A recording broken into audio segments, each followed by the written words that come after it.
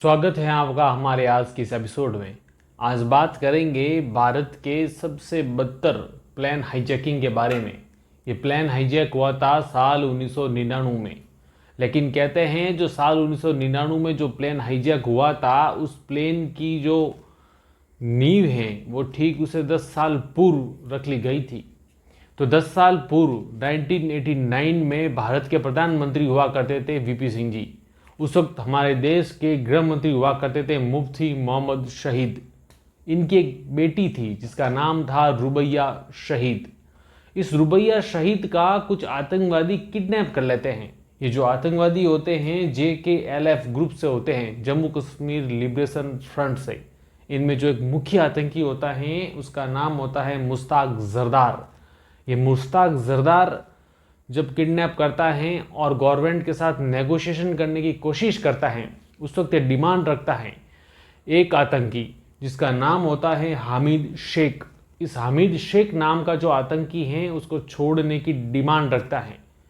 आपको आपके आगे जान करके हैरानी और आश्चर्य होगा कि एक जो मुफ्ती मोहम्मद शहीद जो देश के गृह मंत्री थे उनकी बेटी को छोड़ने की जगह पर उस वक्त एक नहीं पूरे 5 आतंकियों को छोड़ दिया गया था। ये पूरे 5 आतंकी छूटने के बाद मुफ्ती मोहम्मद शहीद की जो बेटी थी रुबैया शहीद वो हमारे देश को वापस मिली थी। ये जो घटना थी वो आतंकियों के लिए विजय थी। वो विजय इसीलिए थी क्योंकि आतंकी अब समझ चुके थे कि ये भी एक तरीका है देश की सरकार को झुकाने का और अपनी नाजायज़ मांगों को मनवाने का। इसी तरीके ने ठीक 10 साल बाद आतंकियों को फिर से एक आइडिया दिया कि क्यों ना भारत का एक विमान अपहरण कर लिया जाए। लेकिन इस बार विमान के बदले किस व्यक्ति को छुड़ाना था तो आप जान करके पुनः आश्चर्य कर जाएंगे। वो व्यक्ति कोई और नहीं, वर्तमान में भी पाकिस्तान में बैठा हुआ भारत के खिलाफ आए दिन जहर उगलता रहता है। भारत पर न जाने उसने कितने ही आक्रमण करवा दिए हैं। आए दिन आतंकी हमले हमारे देश पे होता रहते हैं और इन आतंकी हमले जो हमारे देश पे हो रहे हैं उनके पीछे उस एक शख्स का नाम होता है और वो शख्स कोई और नहीं मौलाना मसूद अजहर होता है। मौलाना मसूद अजहर जब भारत में आया था तब ये फर्जी पुर्तगाली पासपोर्ट बनवा करके बांग्लादेश के जरिए ये भारत में प्रवेश कर जाता है और भारत में प्रवेश करने के बाद ये चला जाता है जम्मू कश्मीर जहाँ उसके कुछ आतंकी ठिकाने थे और आतंकी संगठन के लोग थे। उनके साथ ये वहाँ जम्मू कश्मीर में कुछ समय रहता है। लेकिन कुछ समय बाद जो भारत की जो सुरक्षा एजेंसीज होती हैं वो एक दिन इस मौलाना मसूद अजहर को धर लेती हैं। मौलाना मसूद अजहर भारत की जेल में था। इधर पाकिस्तान में बैठे हुए कुछ आतंकी संगठन और पाकिस्तान की जो ISI जो खुफिया एजेंसी है वो सारे लोग एक साथ मिलकर के हर रोज ये रणनीति बनाते थे कि मौलाना को जेल से कैसे छुड़ाया जाए। उसको जेल से छुड़ाने के प्रयास में ही एक बार जेल के अंदर सुरंग तक बना दी गई थी। उस वक्त भी मौलाना को निकालने में ये लोग सफल नहीं हुए थे। एक बार कुछ विदेशी जो टूरिस्ट भारत घूमने के लिए आए थे उनको भी उन्होंने इसी तरीके से किडनैप किया था और बदले में चाह रहे थे कि मौलाना को छुड़ा लिया जाए, लेकिन ये उसमें भी सक्सेस नहीं हुए। लेकिन आतंकी थे कि दिन रात यही प्लानिंग किया जा रहे थे कि कैसे हमारे जो मौलाना मसूद अजहर जो भारत की जेल में कैद हो चुके हैं उन्हें छुड़ाना है। इसी क्रम में साल आ जाता है 1999। सितंबर 1999 हमारे पड़ोसी मुल्क बांग्लादेश की राजधानी ढाका में एक एरिया होता है जिसका नाम होता है सब्जी मंडी एरिया। इस सब्जी मंडी एरिया में 5 आतंकी एक साथ मिलते हैं और वहाँ पर एक मीटिंग करते हैं।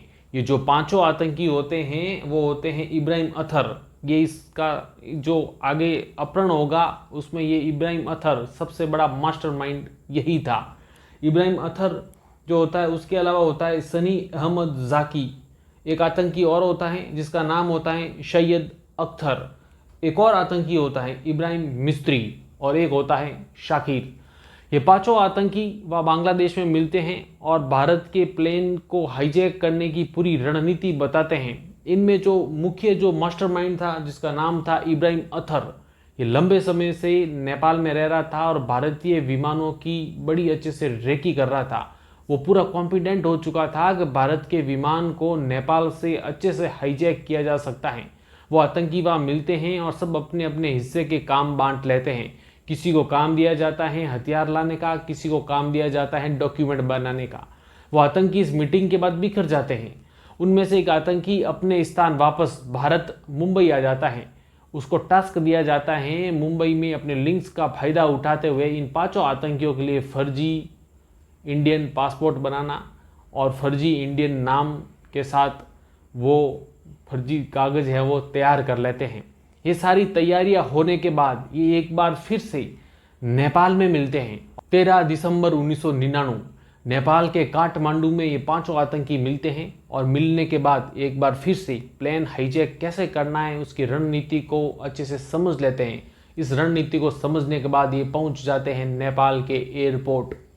24 दिसंबर 1999 को जो भारतीय विमान होता है उसका नाम होता है एयरबस IC-814। ये नेपाल के काठमांडू के जो त्रिभुवन इंटरनेशनल एयरपोर्ट होता है वहाँ से टेक ऑफ करके हमारे दिल्ली के इंदिरा गांधी इंटरनेशनल एयरपोर्ट पर लैंड होने वाला होता है। इसी विमान में ये आतंकी अपने कुछ फर्जी डॉक्यूमेंट्स के साथ इंडियन आइडेंटिटी के साथ इस विमान में सवार हो जाते हैं। ये जो फ्लाइट है वहाँ से शाम को तकरीबन 4:05 पर टेक ऑफ कर लेती हैं। फ्लाइट में 176 यात्री होते हैं और 15 क्रू मेंबर होते हैं। इस दो फ्लाइट के जो कैप्टन होते हैं उनका नाम होता है देवी शरण और चीफ फ्लाइट अटेंडेंट होते हैं अनिल शर्मा।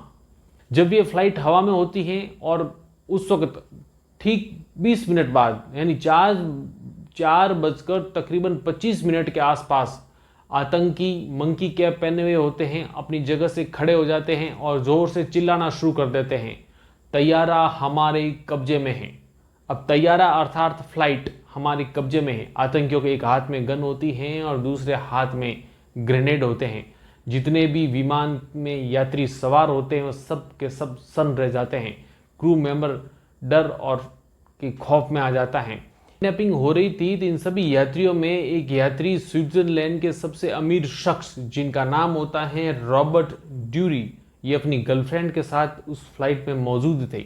रॉबर्ट ड्यूरी यूँ तो अपने निजी जीवन में अक्सर अपनी प्राइवेट फ्लाइट्स के साथ ही उड़ना पसंद करते थे, लेकिन उस वक्त वो इस तरीके की फ़्लाइट लेकर के अपने जीवन में एक न्यू एक्सपीरियंस गेन करना चाह रहे थे। ये उनकी इस पहली फ़्लाइट में ही हाईजैकिंग हो जाती है। जब ये हाईजैकिंग हुई थी उस फ्लाइट में कहते हैं पैसेंजर के साथ एक रॉ के एजेंट भी थे जिनका नाम था SPS तोमर। प्लेन हाईजैकिंग की घटना हुई थी उस वक्त ये प्लेन भारत के लखनऊ के ऊपर से गुजर रहा होता है। उसी वक्त जो फ्लाइट के जो कैप्टन होते हैं वो वाराणसी ATC को पूरी जानकारी दे देते हैं कि हमारा विमान है वो अपहरण हो चुका है। वाराणसी ATC भी उसी समय तुरंत दिल्ली ये सूचना भिजवा देते हैं और इधर जो फ्लाइट होती है कैप्टन कहते हैं कि उन्हें लाहौर की तरफ लेके चाहिए, तो वो फ्लाइट है वो लाहौर जाती हैं। लेकिन लाहौर ATC हमारे भारतीय विमान को लैंडिंग के लिए इजाज़त देता ही नहीं है। इधर फ्लाइट के जो कैप्टन थे उनके सामने दुविधा थी और वो दुविधा ये थी कि फ्लाइट के अंदर फ्यूल है वो महज 15 मिनट का ही था। वो जैसे तैसे आतंकियों को कन्विंस करने में सक्सेस हो जाते हैं और फ्लाइट को वापस भारत की तरफ मोड़ते हैं और भारत के अमृतसर में ये फ्लाइट लैंड हो जाती है। उस वक्त होता है शाम के तकरीबन 7:05। अब जो फ्लाइट है वो भारत के एयरपोर्ट पे खड़ी थी। आतंकी जो थे वो कैप्टन को बार बार प्रेशर कर रहे थे कि आपको फ्यूल जो फ्लाइट है वो रिफ्यूलिंग जल्दी से जल्दी करके यहाँ से टेक ऑफ होना ज़रूरी है। यदि आप टेक ऑफ नहीं होंगे तो हम यात्रियों को मारना शुरू कर देंगे। जो फ्लाइट के कैप्टन हैं वो अमृतसर ATC से संपर्क में होते हैं। फ्लाइट के अंदर की जो यथा स्थिति है वो अमृतसर के ATC को बताते हैं। सुरक्षा व्यवस्था हाई अलर्ट पर हो चुकी थी। पंजाब पुलिस के जो कमांडो हैं जो आतंकियों से लड़ने में सक्षम थे वो भी तैयार बैठे थे। लेकिन दुख की बात यह है कि उस वक्त उनको दिल्ली में जो हाई कमिश्नर लेवल की जो मीटिंग चल रही थी वहाँ से उन्हें ऑर्डर मिला ही नहीं कि आप फ्लाइट के ऊपर हैं जो अटैक कर लीजिए। हालांकि ये आरोप लगे भी कि जो उस समय जो प्रधानमंत्री थे उनके जो चीफ सेक्रेटरी थे जिनका नाम था NK सिंह, उन्होंने नहीं चाहा कि फ्लाइट पर हमला हो। इसके पीछे लोग तर्क भी ये देते हैं कि जो फ्लाइट के अंदर जो रॉ के एजेंट बैठे थे SPS तोमर, वो एनके सिंह के छोटी बहन के पति थे, तो उन्हें डर था कि तोमर है वो मारे नहीं जाए। हालांकि ये आरोप ही थे। कालांतर में जो जांच हुई, उस जांच में इस प्रकार का कोई भी सबूत सामने नहीं आया। आतंकी बार बार प्रेशर दे रहे थे कि रिफ्यूलिंग में इतनी देर क्यों लग रही है, रिफ्यूलिंग जल्दी कीजिए, और इससे आतंकी बौखला गए। इसलिए वो वापस फ्लाइट के उस एरिया में आते हैं जहां पर पैसेंजर बैठे हुए थे। उन्हीं पैसेंजर्स में से आतंकी रैंडमली 2 पैसेंजर्स को उठाते हैं। उनमें से एक पैसेंजर का नाम होता है सतनाम सिंह और दूसरे का नाम होता है रूपीन कात्याल। ये दोनों पैसेंजर्स को दूसरी तरफ लेके जाते हैं, वहाँ उनको बांधते हैं और बांधने के बाद तोड़ वार कर देता है। ताबड़तोड़ वार करने के बाद ये वापस कॉकपिट में जाते हैं और कॉकपिट में जाकर के फ्लाइट के जो कैप्टन होते हैं उन्हें समझा देते हैं कि हमने 2 पैसेंजर्स को मार दिया है। अगर तुम अब यहाँ से टेक ऑफ नहीं हुए विदाउट रिफ्यूलिंग, भले तुम क्रैश लैंडिंग करवा देना, हमें कोई फर्क नहीं पड़ता। अगर तुम यहाँ से टेक ऑफ नहीं हुए तो बाकी के जो पैसेंजर्स हैं उनको हम मारना शुरू कर देंगे। फ्लाइट के जो कैप्टन होते हैं, जो अमृतसर एटीसी के संपर्क में होते हैं, उन्हें फ्लाइट के अंदर की स्थिति के बारे में बताते हैं। उन्हें बताया जाता है कि 2 पैसेंजर्स मारे जा चुके हैं, आप रिफ्यूलिंग की व्यवस्था कीजिए, अदरवाइज मुझे इसी फ्यूल में टेक ऑफ करना पड़ेगा। जो एटीसी होती है अमृतसर की, वो प्लानिंग बनाती है कि क्यों ना ऐसा किया जाए कि फ्लाइट के सामने एक तेल का टैंकर खड़ा कर लिया जाए। जब वो तेल का टैंकर खड़ा होगा रनवे पे तो फ्लाइट टेक ऑफ ही नहीं कर पाएगी। इसी रणनीति के तहत एक टैंकर तेज गति से फ्लाइट की तरफ जा रहा होता है। जो ही वो टैंकर फ्लाइट की तरफ मुड़ने वाला होता है, तभी एटीसी के अधिकारियों को एहसास होता है कि कहीं ऐसा तो नहीं है कि टैंकर इतनी तेज गति से जा रहा है जिसकी वजह से जो फ्लाइट के अंदर आतंकी है उन्हें शंका हो जाए कि बाहर शायद कुछ ऑपरेशन की तैयारी की जा रही है। इसीलिए वो टैंकर के ड्राइवर को ऑर्डर करते हैं कि आप टैंकर को जरा धीरे चलाइए ताकि आतंकियों को शंका ना हो। यहाँ पर हल्का सा कम्युनिकेशन एरर हो जाता है। टैंकर का ड्राइवर टैंकर को धीरे चलाने के बजाय टैंकर को रोक लेता है। जो ही टैंकर वहाँ रनवे के जस्ट पास में रुकता है, जो कॉकपिट के अंदर खड़ा था आतंकी इब्राहिम अथर, जो कि सबका मास्टरमाइंड था, वो सब देख लेता है और देखते ही उसको शंका हो जाती है कि बाहर हो ना हो ऑपरेशन की तैयारी चल रही है। इसीलिए वो फ्लाइट के कैप्टन को गन पॉइंट पर ले लेते हैं और उन्हें बता देते हैं कि अब टेक ऑफ कर लो, वरना हम पैसेंजर्स जितने भी हैं सबको मार देंगे। और बिना फ्लाइट रिफ्यूलिंग हुए फ्लाइट अमृतसर एयरपोर्ट से टेक ऑफ हो जाती हैं। फ्लाइट अमृतसर के एयरपोर्ट से टेक ऑफ होने के बाद पुनः पाकिस्तान एयरबेस में एंटर हो जाती हैं। वहाँ एंटर होने के बाद जो फ्लाइट के जो कैप्टन हैं एक बार फिर से लाहौर एटीसी से रिक्वेस्ट करते हैं कि आप हमें लैंडिंग करने का इजाज़त दे दीजिए क्योंकि फ्यूल नहीं है। लाहौर एटीसी नहीं चाहता था कि यहाँ पर ये जो फ्लाइट है वो लैंड हो, इसीलिए वो लाहौर का रनवे पे जितनी भी लाइटें थी सब बंद कर देते हैं। अब कैप्टन बहुत ही ज़्यादा कंफ्यूज हो चुके थे। एक बार कैप्टन इसी कंफ्यूजन में फ्लाइट को लैंडिंग करवाने के लिए बिल्कुल नज़दीक नीचे ला चुके थे। जो ही वो फ्लाइट को नीचे लेकर के आए तो उन्हें आभास हुआ कि ये रनवे की लाइटें नहीं हैं, ये तो कोई हाईवे है।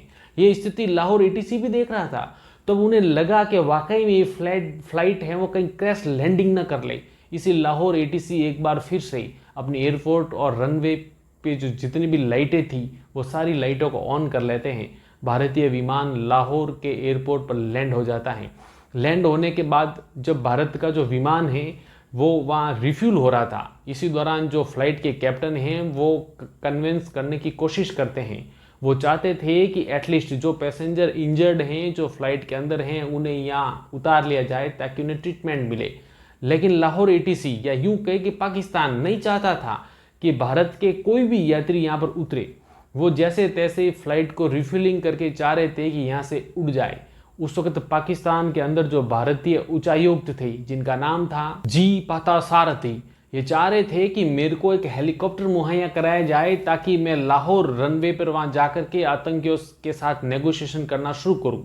इधर पाकिस्तान की गवर्नमेंट जानबूझ करके हमारे भारतीय उच्चायुक्त जो अधिकारी थे उनको हेलीकॉप्टर देरी से प्रोवाइड करवाता है। वो इतना देरी से प्रोवाइड करवाता है कि जब तक उनके पास हेलीकॉप्टर आता है तब तक लाहौर के एयरपोर्ट से भारतीय विमान टेक ऑफ कर चुका होता है।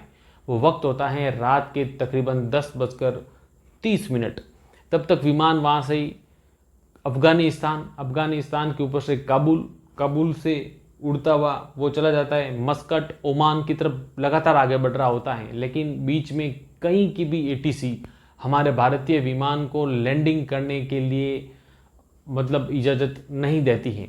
हालांकि इस दरमियान एक घटना ये जरूर हो जाती है कि भारत की जो सरकार है वो यूएस की गवर्नमेंट से बात करके जो दुबई की जो सरकार है उनके ऊपर एक प्रेशर जरूर डलवाती है कि यदि भारत का जो अपहृत विमान है आपके यहाँ आएगा तो आप उसे लैंडिंग जरूर करवाएं। लेकिन दुबई की जो सरकार है वो एक शर्त पर वहाँ लैंडिंग करवाती है, और वो शर्त ये होती है कि भारत के जो कमांडोज हैं वो हमारी सरजमी पर किसी भी प्रकार का ऑपरेशन नहीं करेंगे। भारत का जो विमान है वो दुबई के सैन्य अड्डे पर लैंड हो जाता है। वहाँ लैंडिंग होने के बाद उस विमान में रिफ्यूलिंग होना शुरू हो जाती है। जब उस विमान में रिफ्यूलिंग हो रही थी तो एक बार फिर से आतंकियों के साथ वहाँ नेगोशिएशन होने की कार्रवाई शुरू होती है, और आतंकियों से रिक्वेस्ट करते हैं कि एटलीस्ट जो फ्लाइट के अंदर 70 महिलाएं और बच्चे हैं उनको तो छोड़ लिया जाए। लेकिन आतंकी यहाँ पर नहीं मानते। 70 के लिए बात की थी, लेकिन आतंकी महज 26 लोगों को ही वहाँ उतारते हैं, जिनमें रुपिन कात्याल, उनकी डेड बॉडी भी वहाँ पर उतारी जाती है। के बाद एक बार फिर से वहाँ से टेक ऑफ हो जाता है। इधर भारत के उस वक्त के तत्कालीन नागरिक उड्डयन मंत्री होते हैं जिनका नाम होता है शरद यादव। ये एक विशेष विमान लेकर के दुबई जाते हैं, और वहाँ पर जो 26 यात्रियों को और जो रुपिन कात्याल उनकी डेड बॉडीज़ को रखा गया था उन सभी को लेकर के वापस दिल्ली लौट आते हैं।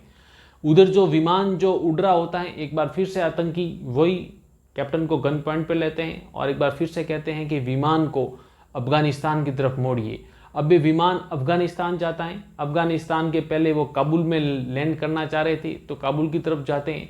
जो ही कैप्टन काबुल के लैंडिंग की बात कर रहा होता है उसी वक्त आतंकी अपना प्लान चेंज कर देते हैं और उन्हें कह देते हैं कि कांधार, अब कांधार में प्लेन को लैंड करवाइए। इसीलिए जो प्लेन है वो अफगानिस्तान के कांधार में लैंड हो जाता है। दिन होता है 26 दिसंबर सवेरे तकरीबन सुबह के 8 बजे। अब तक जो विमान था उसके अंदर जितने भी यात्री थे वो तकरीबन पिछले 40 घंटों से विमान में ही कैद थे, और जो यात्री थे वो 190 यात्री थे। जब कांधार के एयरपोर्ट पर जब ये विमान लैंड होने वाला था तो यात्रियों को पता ही नहीं था कि आगे 6 दिनों तक वो इसी विमान में कैद होने वाले हैं। और करीब 68 घंटे बाद भारत के जो अधिकारी होते हैं जिनका नाम होता है AR घनश्याम, ये वहाँ पहुँचते हैं कांधार, और वहाँ पर ये सबसे पहले इनकी मीटिंग होती है जो अफगानिस्तान के विदेश मंत्री थे जिनका नाम था वकील मोहम्मद। अब ये अफगानिस्तान के जो अधिकारी थे वो भारत और आतंकियों के बीच में लगातार बातचीत करवा रहे थे, डील करवा रहे थे। जो भारतीय अधिकारी थे AR घनश्याम, इनको एक वॉकी टॉकी दिया जाता है और ये वॉकी टॉकी के माध्यम से फ्लाइट के अंदर जो आतंकी हैं उनसे बात करते हैं, और जो आतंकियों की लिस्ट होती है और जितनी भी स्थिति होती है वो यथास्थिति का तुरंत मैसेज 27 दिसंबर को दोपहर को तकरीबन 2 बजे भारत भेज देते हैं। जो ही उनका मैसेज भारत आता है, भारत की सरकार और ही ज़्यादा तनाव में आ जाती है, क्योंकि आतंकियों की डिमांड की लंबी फहरिस्त की लिस्ट थी और वो बार बार धमकी दिए जा रहे थे कि यदि हमारी डिमांड पूरी नहीं हुई तो विमान के अंदर जितने भी यात्री हैं हम उन सभी को एक एक करके मारना शुरू कर देंगे। भारत की जो हाई कमांड की जो ऑफिसर्स लेवल की मीटिंग थी, उस मीटिंग में फैसला होता है कि इसी वक्त हमारे जो टॉप मोस्ट 52 अधिकारी हैं वो अफगानिस्तान के लिए रवाना होंगे, और जो अधिकारी हैं वो अफगानिस्तान के लिए उसी समय भारत से अफगानिस्तान के लिए रवाना हो जाते हैं। और जो अधिकारी अफगानिस्तान जाते हैं इसके अंदर IBKN संधू, CD साहे थे, अजीत डोभाल, आनंद अरनी और लॉ के विवेक काटजू थे। ये जो रॉ के विवेक काटजू थे ये पूरे इस ऑपरेशन को लीड कर रहे थे।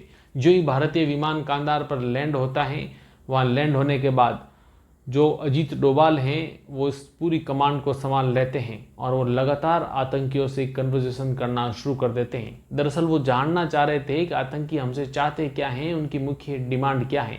लंबे कन्वर्सेशन के बाद आतंकियों ने प्लेन से एक लिस्ट नीचे फेंकी थी। उस लिस्ट में तकरीबन 36 आतंकियों के नाम थे जो चाह रहे थे कि उन्हें छोड़ा जाए। उसके अलावा तकरीबन 860 करोड़ रुपए भी चाह रहे थे कि हमें दिया जाए। उसके अलावा एक डेड बॉडी जो भारतीय सुरक्षा बलों के द्वारा एक आतंकी था जिसका नाम था सजाद अफगानी, उसको मार दिया गया था। ये चाह रहे थे कि इसकी डेड बॉडी भी हमें दी जाए। तब जो डोभाल हैं वो लगातार उनसे कन्वर्जेशन कर रहे थे। कन्वर्जेशन में दिन बीतते जा रहे थे, तकरीबन 4 दिन बीत चुके थे। हालांकि इस 4 दिनों में अजीत डोभाल आतंकियों से कुछ बात मनवाने में सक्सेस हो गए थे। ये मांग रहे थे, उसकी भी उन्होंने जिद छोड़ दी थी। अब वो चाह रहे थे कि 36 आतंकी हमें चाहिए, लेकिन इसमें भी इनकी बात बन नहीं रही थी। कन्वर्सेशन चल रहा था। इसी बीच डेट आ जाती है 28 दिसंबर। 28 दिसंबर के जो दिन होता है वो दिन आतंकी इतना खिन्न हो जाते हैं कि जो प्लेन के अंदर जो यात्री हैं उनको खाना पानी तक देना बंद कर देते हैं। इधर इतने दिनों से प्लेन के अंदर जो यात्री फंसे हुए थे वहाँ इतनी बदतर स्थिति हो गई थी कि अंदर वॉशरूम तक काम करना बंद कर चुका था। यात्रियों को सीटों से उठने नहीं दिया जा रहा था। उनकी गर्दनें झुकी हुई रखते थे। यदि कोई यात्री हल्का सा भी हलचल करता तो वो उनके साथ मारपीट तक करना शुरू कर देते थे।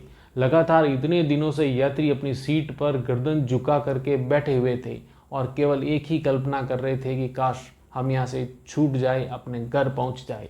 ये कन्वर्जेशन चल रहा था। इसी दौरान अजीत डोभाल एक बार फिर से आतंकियों को ये कन्वर्जेशन करने में सक्सेस हो जाते हैं। अजीत डोभाल उन्हें समझाते हैं कि आप जिन 36 आतंकियों को हमसे मांग रहे हैं, भारतीय कानून के मुताबिक उन आतंकियों को इतना आसानी से छोड़ना संभव नहीं है। बहुत ज़्यादा दिन लग जाएंगे कि आप और ज़्यादा दिनों तक प्लेन को यथास्थिति में रख पाएंगे क्या।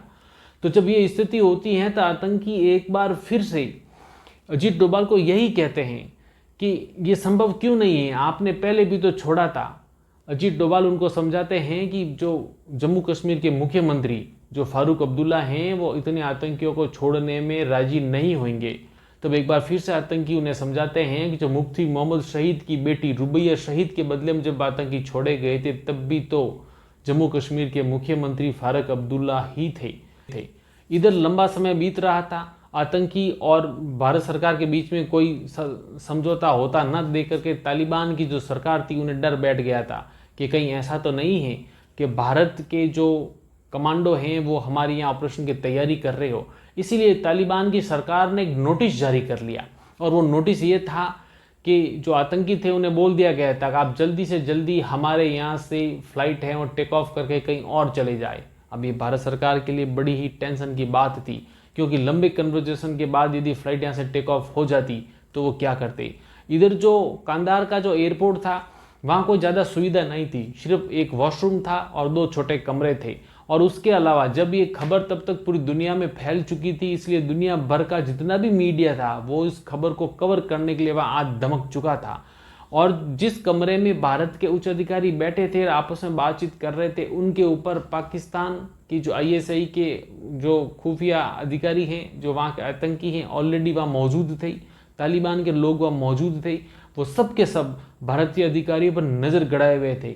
वो उनकी पल पल की खबर, एक एक बातचीत वो ट्रैक कर रहे थे और वो है जो बड़े सचेत थे। भारत के अधिकारियों को भी पता था ऐसा कुछ हो रहा है। आप इस बात से अंदाज लगा दीजिए कि जो अधिकारी गए थे उनमें से 2 अधिकारी हमारे दक्षिण भारत से थे और वो आपस में कन्वर्जेशन जो बात कर रहे थे वो अपनी दक्षिण भारत की जो लैंग्वेज थी उसमें कर रहे थे। आतंकी समझ नहीं पाए थे। तो आतंकियों को लग रहा था कि कहीं ऐसा तो नहीं है भारत के जो अधिकारी हैं वो किसी विशेष कोड वर्ड में बातचीत कर रहे हैं। लेकिन इधर जो अफगानिस्तान ने जो नोटिस दिया था कि आप यहाँ से टेक ऑफ हो जाइए, हम आपको ज़्यादा समय तक रख नहीं पाएंगे, तो भारत को बड़ी चिंता हुई थी। भारत ने उस वक्त बड़ा ही विचार किया था कि अगर यहाँ से फ्लाइट टेक ऑफ हो गई तो आगे कहाँ जा सकती है। तो भारत को लगा कि फ्लाइट आगे जाएगी या तो लीबिया या जाएगी सूडान।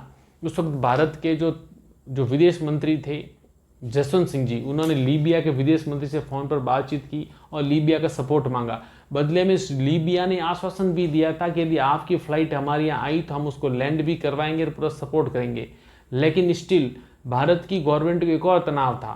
वो तनाव ये था कि यदि फ़्लाइट सूडान चली गई तो हम क्या करेंगे। लेकिन खैर ये वक्त जो बीता, इस वक्त में डेट आ जाती है 31 दिसंबर।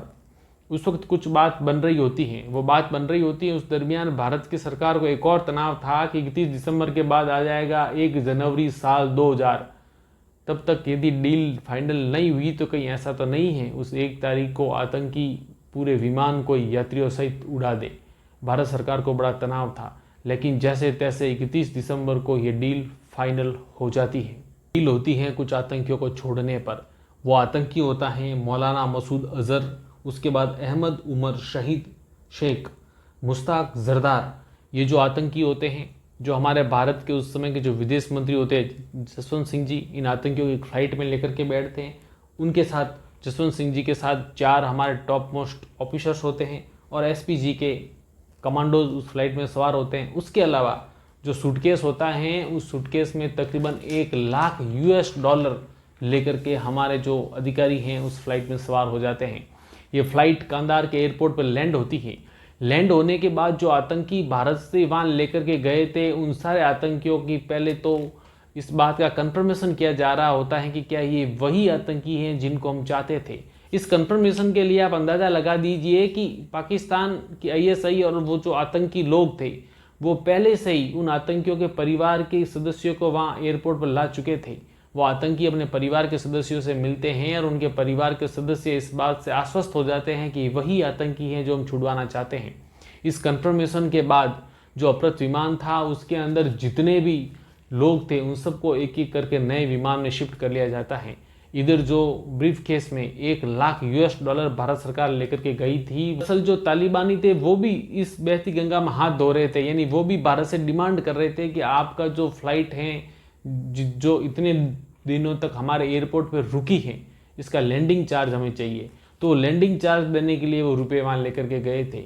इस सारे घटनाक्रम में आतंकवादी हैं वो छोड़ लिए गए और वो आतंकी छूटने के बाद कहते हैं, ये आतंकी छूटने के बाद जो 5 आतंकी जिन्होंने फ्लाइट को हाईजैक किया था, वो आतंकी जो ही उस फ्लाइट से बाहर निकलते हैं, तालिबान के किसी एक लड़ाके को गन पॉइंट पे ले लेते हैं और गन पॉइंट पे लेने के बाद वो सारे आतंकी उस तालिबान के लड़ाके को तब तक नहीं छोड़ते जब तक वो पाकिस्तान की बॉर्डर में खुद सेफ इंटर नहीं कर जाते।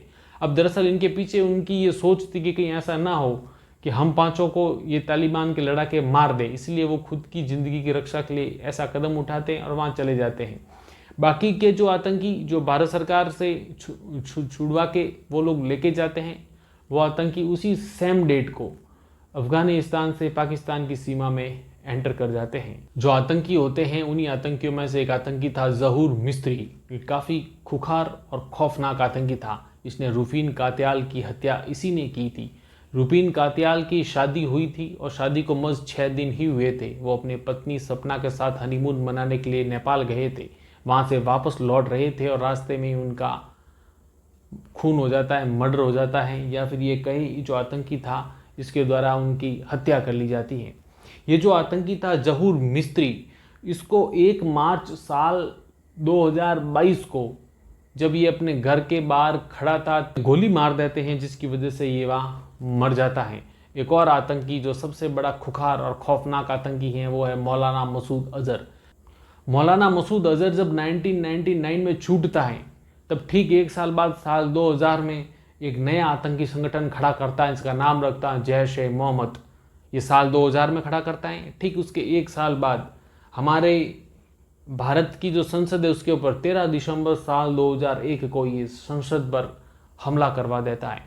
उसके बाद तो इसके सिलसिले अब तक शुरू है, जैसे कि इसने पठानकोट अटैक करवाया, पुलवामा अटैक इसी ने करवाया। ये सारा घटनाक्रम हुआ। उसके बाद भारत सरकार ने इस घटना की सीबीआई को जांच सौंपी। उसमें तकरीबन 3 आतंकी ऐसे मिल गए जो आज भी भारत में आजीवन कारावास की सज़ा काट रहे हैं। इनमें एक आतंकी वो था जो यहाँ आया था और यहाँ आकर के मुंबई से उसने जाली डॉक्यूमेंट बनाए थे जिसका नाम है ये अब्दुल लतीफ़ फर्जी डॉक्यूमेंट बनाया था। उसके अलावा एक और आतंकी है जिसका नाम है नेपाली। ये यूसुफ नेपाली हैं, वो रिवॉल्वर और ग्रेनेड लाने में उसका अहम रोल था। उसके अलावा एक और आतंकी है जिसका नाम था दिलीप कुमार। ये जो दिलीप कुमार हैं, ये रिवॉल्वर दिलवाने में इसने मदद की थी। ये तीनों आतंकी टिल डेथ आजीवन कारावास की सज़ा काट रहे हैं। जो तत्कालीन जो सरकार थी अटल बिहारी वाजपेयी की, इनके द्वारा ये फैसला लिया गया था कि भारत का जो विमान अपहृत हो गया था, उस हाईजैक विमान को छुड़ाने के लिए कुछ आतंकियों को छोड़ा गया था। आपकी नज़र में ये घटना भारत के लिए क्या है, कैसी है, और आपकी नज़र में क्या होना चाहिए था, वो कमेंट में ज़रूर बताइएगा। आज की कहानी आपको कैसे लगी, आपके विचार व्यक्त करने के लिए कमेंट सेक्शन खुला है, जरूर लिखिएगा। यदि आप चैनल पर पहली बार आए हैं तो आपसे दरख्वास्त है कि जाने से पूर्व चैनल को सब्सक्राइब करें, लाइक करें, शेयर करें, कमेंट करें। और आप किस तरीके की कहानी सुनना चाहते हैं ये भी कमेंट सेक्शन खुला है, जरूर लिखिएगा। मिलते हैं इसी तरह की नई कहानी में, तब तक आप अपना ख्याल रखिएगा। नमस्कार।